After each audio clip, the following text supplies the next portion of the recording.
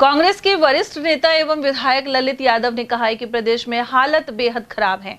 वहीं प्रदेश के पैसे को दिल्ली भेजा जा रहा है, साथ ही बलात्कार और लूट की घटनाएं आए दिन हो रही हैं। यादव के अनुसार झालावाड़ में बच्चों की मौत के बाद भी शिक्षा मंत्री भरतपुर में स्वागत सत्कार करवा रहे थे। साथ ही मारे गए मासूम बच्चों के अंतिम संस्कार में लकड़ी की पर्याप्त व्यवस्था नहीं की गई और टायरों को जलाकर एवं पेट्रोल छिड़क कर अंतिम संस्कार किया गया। एमएलए यादव ने प्रदेश के जर्जर स्कूल भवनों की तत्काल मरम्मत पर जोर दिया है। तो झालावाड़ में जिस तरह से घटना हुई है, वहाँ 7 बच्चों की मौत हुई है, काफ़ी घायल हुए हैं। सरकार ने सिर्फ खाना पूर्ति की है, संविदा पर नौकरी की बात की है, कुछ मुआवजे की बात की है। संविदा पर नौकरी की सरकार बात कर रही है। सरकार तो खुद ही संविदा पर है। या राजस्थान कोई सरकारी सरकार थोड़ी है, संविदा पर सरकार चलने का काम हो रहा है। इतनी असंवेदनशील सरकार, इतने निर्दयी लोग, इतने बेशरम लोग, जो 7 मासूम बच्चों की जान चली जाती है और उसी विभाग का शिक्षा मंत्री यहाँ भरतपुर में आकर के और माला और साफा पहनने का काम करता है, वहाँ नगाड़े बजवाने का काम करता है।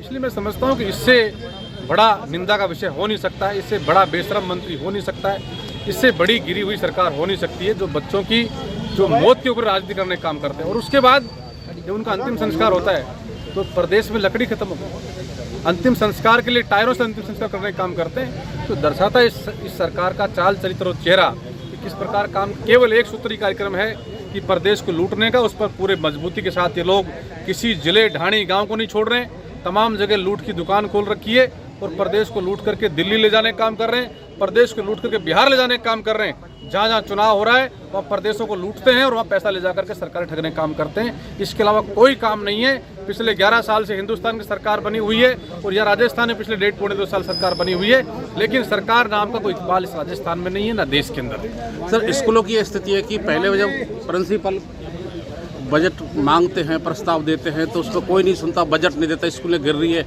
और अब आनंद फानन में सर्वे कर रहे हैं। आपको लगता है कि सरकार का जो शिक्षा मंत्रालय सोया हुआ है?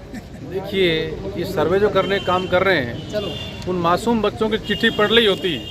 16 जुलाई को कोटा के हमारे छोटे छोटे बच्चों ने चिट्ठी लिखकर मुख्यमंत्री साहब को और मंत्री महोदय को भेजने का काम किया कि स्कूल जर्जर हो गए हैं, इनमें पानी गिरता है, जिनमें हम बैठ नहीं सकते। क्या इस स्कूल में पढ़ाई का माहौल बन सकता है?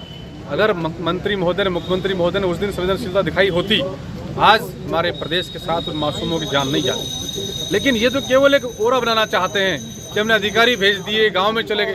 आप सरकारें बताने का काम करें। राजस्थान में जितने स्कूलों में जो पानी गिर रहा है, छत खराब हो गई, जो काम करने की आवश्यकता है, वो सरकार कितने दिन में सारा काम करने का काम करेगी?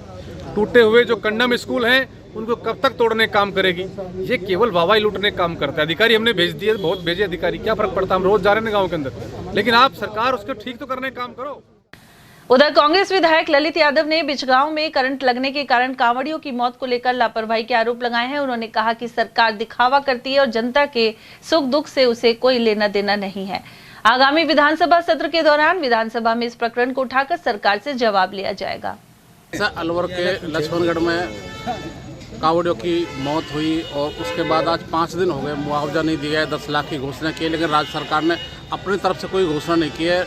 लोग बाग वहाँ धरने पर बैठे, 5 दिन हो गए। आप पार्टी के वरिष्ठ विधायक हैं, क्या कहना चाहिए? मैं आज मौके पर जाऊँगा और वहाँ भी जाकर के बात करूँगा, लेकिन सरकार की असंवेदनशीलता इस बात को दर्शाती है कि 5 दिन हो गए, केवल ये लोग झूठा मरहम लगाने का काम करते हैं। जो असली जो पीड़ा है, असल में जो दुख है, जो दुख पहुंचा है, उसको ठीक नहीं करना चाहते। आज राजस्थान में किस प्रकार का वातावरण बना है? केवल अकेला लक्ष्मणगढ़ नहीं है, पूरे राजस्थान में सैकड़ों लोगों की जान गई है इसी महीने के अंदर, लेकिन सरकार को चेतने काम नहीं करना चाहते। सरकार की जो कमियां हैं उसको दबाना चाहते हैं।